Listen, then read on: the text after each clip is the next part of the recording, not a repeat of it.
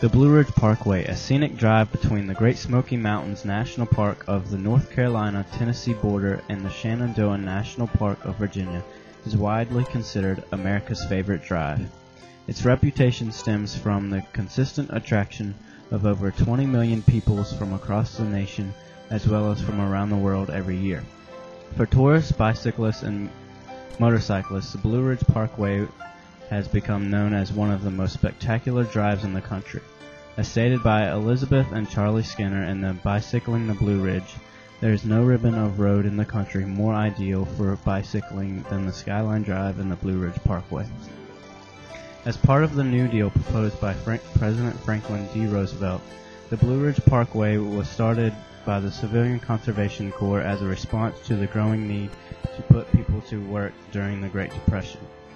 With the construction of the parkway, the CCC purchased supplies for manufacturers, hired architects, and provided employment for workers in need. Planning and landscape design for the parkway began December 26, 1933 under the precedence of lead architect Stanley Abbott, a Cornell University graduate.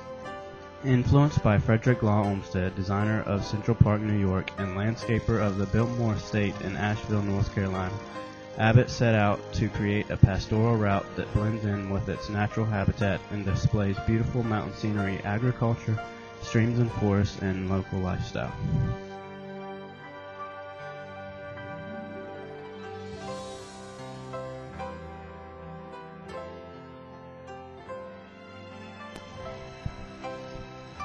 Construction of the parkway began in several sections simultaneously in September 1935. This was to provide immediate relief to areas where employment needs were greatest. Contractors were instructed to hire local people whenever possible. 4 CCC camps were established at separate points along the route in order to efficiently manage and accomplish work.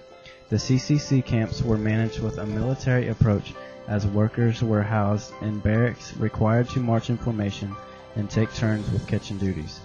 The majority of the work on the parkway, including the inclement task of tunnel digging, was done by hand and with very little machinery.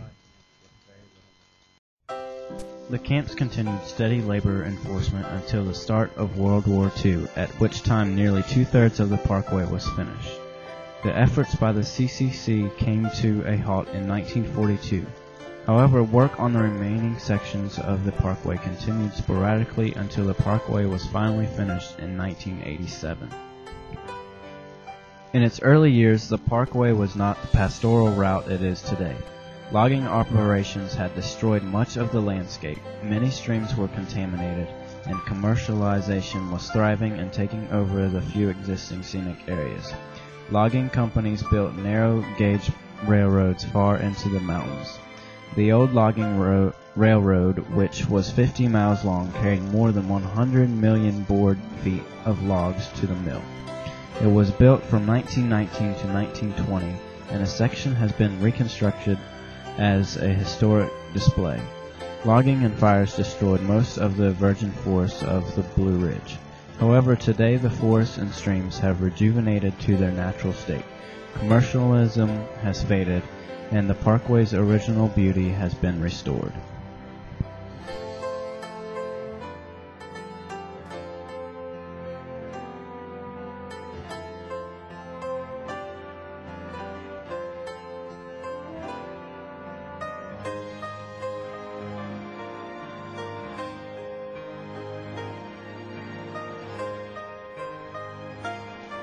Many of the original pioneer cabins in the area had crumbled and decayed, but have now been replaced with modern structures. In many cases, similar cabins from other locations have been moved to the parkway to replace those destroyed.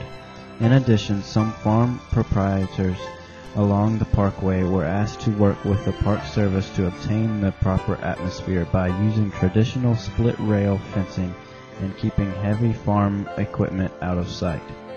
The fight to limit development along the parkway and increase public awareness of issues such as smog and acid rain is still ongoing today.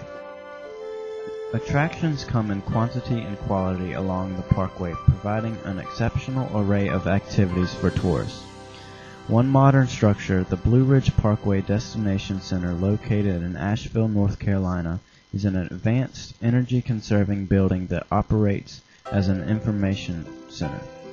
It features a 70-seat theater, information and orientation services, and a retail shop offering numerous and diverse merchandise.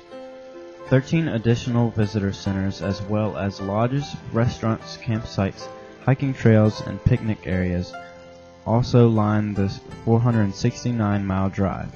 Numerous historic markers cover the trails, roads, and attractions featured along the drive.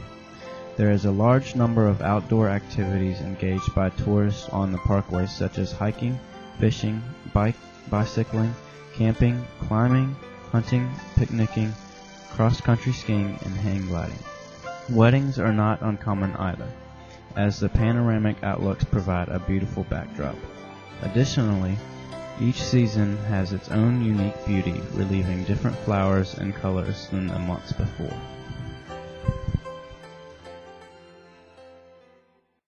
I'm going to sing a song my grandmama taught me.